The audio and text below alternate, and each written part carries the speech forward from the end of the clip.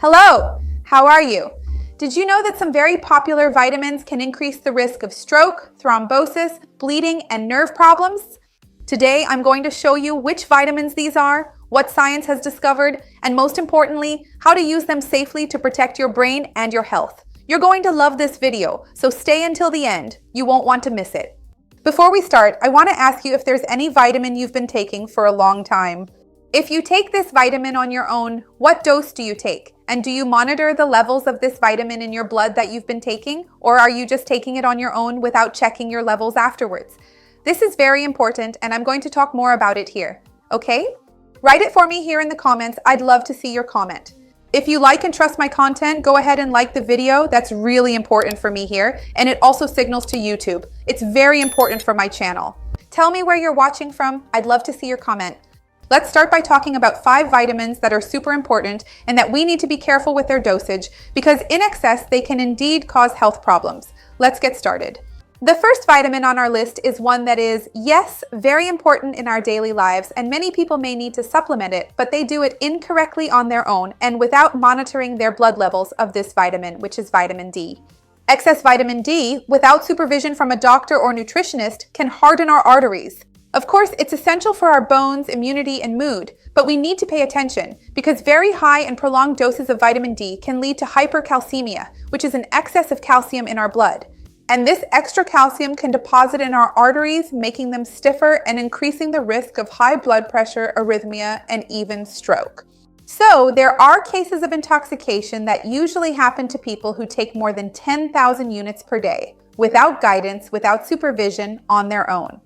And so, without doing a blood test, without having a prior prescription, without even knowing what your levels were before, you start taking it on your own.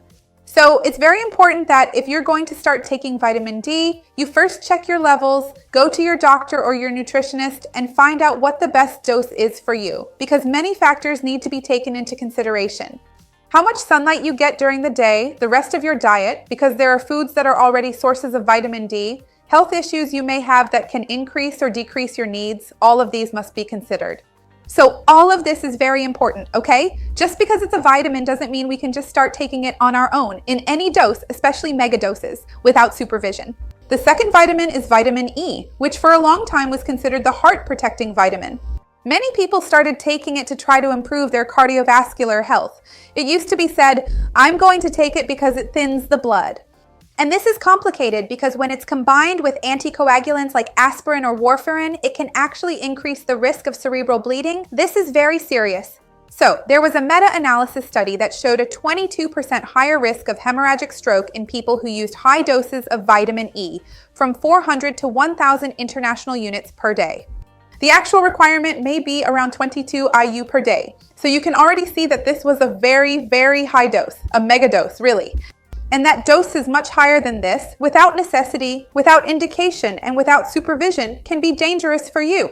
Once again, never take vitamins without supervision. And the fat-soluble vitamins like A, D, E, and K, mainly because they are stored in your body, okay? This is a very important tip. The third vitamin on our list is B6. Even though it's not fat-soluble, right? It's water-soluble. It wasn't on that list I mentioned. It's a vitamin we need to be careful with because while it can be helpful, it can also cause problems. Because it's often recommended for people who have neuropathy, right?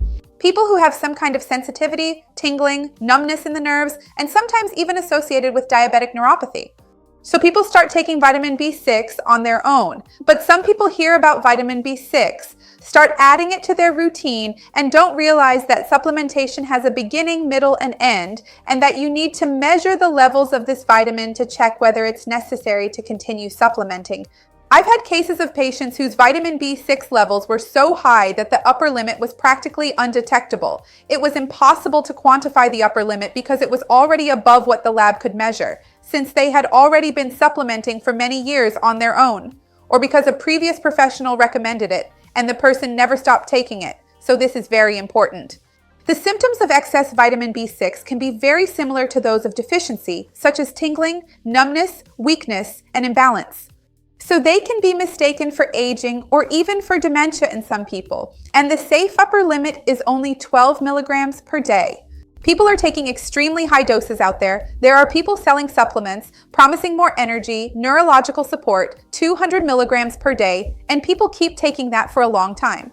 Of course, the excess is eliminated in the urine, but a lot of it ends up staying in the body. If you take mega doses every day, your body can't handle it very well, so you might end up with a higher dose in your system too, so be careful. And remember that foods already contain vitamin B6. Many of them do. Bananas, chicken, chickpeas. So if you have a varied diet, maybe you don't even need it. And that's another important point to consider. Vitamin A is also a vitamin that's quite tricky to take on your own. It's a fat-soluble vitamin. Remember I told you to be careful with supplementing it? So it accumulates in the liver and can also build up in brain tissue, which is a very important point.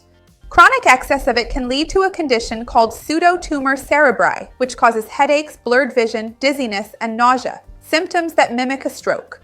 So sometimes a person comes into the emergency room looking like they're having a stroke, and when they check the vitamin A levels, if they think to check, it turns out to be extremely high in the blood. So the safe limit is up to 10,000 IU per day. And again, always with a clear start, middle, and end, because it's a vitamin that gets stored in the body.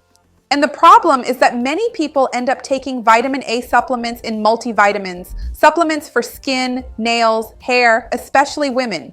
So they end up taking vitamin A supplements in several different things, in various different supplements, without realizing that they're consuming vitamin A from multiple different sources. So be careful about that.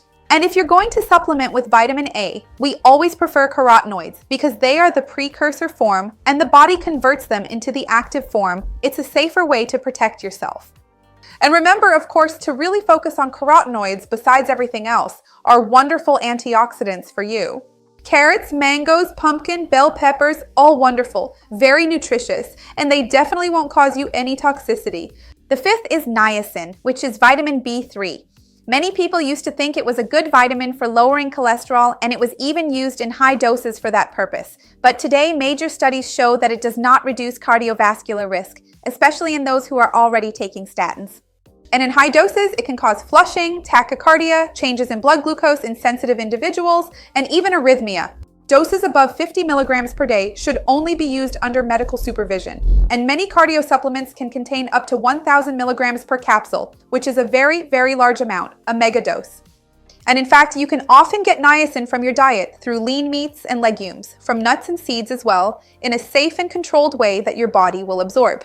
So the message of this video is, be careful with self-supplementation. Be wary of internet videos that tell you to take something in high doses to cure a health problem. We really need to be very careful with that. And especially, mega doses of vitamins should only be taken with personalized supervision from a nutritionist or doctor who knows you personally in your city. Take care of your health so you don't end up with a bigger problem later on. Tell me, have you ever taken a mega dose with proper supervision? How was it? Did you do all the right follow-ups, all the necessary checks? Did everything go well? Or if you've never done it, I'd love to see your comment. Remember to like the video, that really helps me out, and share it with anyone who might enjoy it or needs to see it. Let's work together to spread this chain of good. That's what I want here on the channel. See you next time. Bye.